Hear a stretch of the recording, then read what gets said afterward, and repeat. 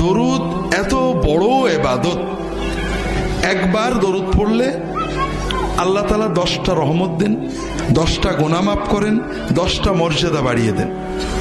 আল্লাহর ফেরেশতারা দোয়া করে, আল্লাহর রাসূল সাল্লাল্লাহু আলাইহি ওয়াসাল্লামের কাছে দরুদ পৌঁছে দেওয়া হয়। পৌঁছানোর সময় আমার নাম, আমার বাবার নাম বলা হয়। এরপরে নবীজি সাল্লাল্লাহু আলাইহি ওয়াসাল্লাম নিজে দোয়া করেন, সালাম দিলে সালামের জবাব দিয়ে দেন। যে বেশি বেশি দরুদ পড়বে আল্লাহ তাআলা তার আরো কিছু মর্যাদা দেবেন। 1 নম্বর, তার দুনিয়ার টেনশন, মনের কষ্ট দূর করে দেবেন। 2 নম্বর, তার দোয়া কবুল করবেন। 3 নম্বর, আখিরাতে সে রাসূলুল্লাহ সাল্লাল্লাহু আলাইহি ওয়াসাল্লামের শাফাআত পর বেশি যোগ্যতা অর্জন করবে।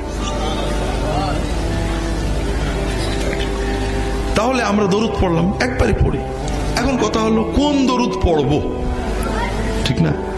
এটাও তো মুসলমানদের ঝগড়ার একটা বড় বিষয়।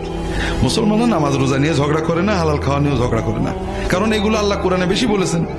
আর যেগুলো আল্লাহ কোরআনে বলেননি, রাসূলুল্লাহ সাল্লাল্লাহু আলাইহি ওয়াসাল্লাম মোটে বলেননি, এইগুলো নিয়ে ঝগড়া করে। দরুদ আল্লাহর ইবাদত, ঠিক না ভাই? তবে এটা আল্লাহর কাছে চাওয়া। আপনি যদি না পারেন এমনি বলেন আল্লাহুম্মা সাল্লি আলা মুহাম্মাদ, এটাও দরুদ। আল্লাহুম্মা সাল্লি আলা মুহাম্মাদিন ওয়া আলিহি ওয়া সাল্লিম, এটাও দরুদ এবং সালাম। তবে রাসূলুল্লাহ সাল্লাল্লাহু আলাইহি ওয়াসাল্লাম যেটা শিখিয়েছেন সেটা উত্তম। রাসূলুল্লাহ সাল্লাল্লাহু আলাইহি ওয়াসাল্লাম যেটা শিখিয়েছেন, আপনি যদি আল্লাহর কাছে নবীর, তার হাবিবের ভাষায় দরুদ পড়েন, দোয়া করেন, আল্লাহ বেশি খুশি হবে না? তাড়াতাড়ি কবুল হবে না? হ্যাঁ, এই জন্য রাসূলুল্লাহ সাল্লাল্লাহু আলাইহি ওয়াসাল্লাম আমাদেরকে দরুদ ইব্রাহিমী শিখিয়েছেন, নামাজে আমরা যেটা পড়ি। এছাড়াও ছোট ছোট দরুদ আছে, আমার রাহে বিলায়াতে অনেকগুলো দরুদের সুন্নত দরুদ আছে, পড়তে পারেন। যে কোনো দরুদ আপনি একবার পড়লেন, এখনো শেষ হয়নি, আপনি আল্লাহর জিকির করলেন, আজানের সাথে নবীর দরুদ পড়লেন।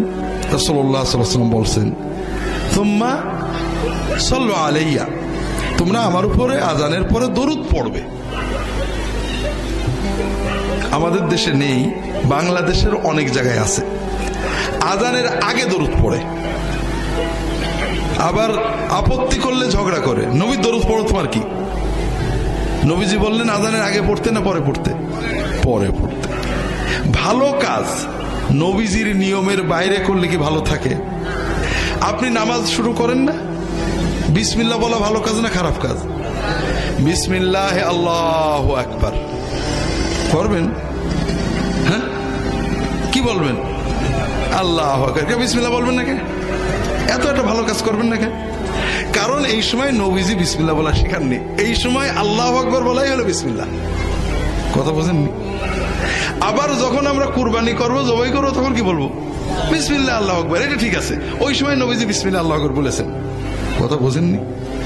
কাজেই ভালো কাজ, আপনি নামাজ পড়বেন, আউযু বিল্লাহি মিনাশ শাইতানির রাজিম, বিসমিল্লাহির রহমানির রহিম, আল্লাহু আকবার বলবেন নাকি?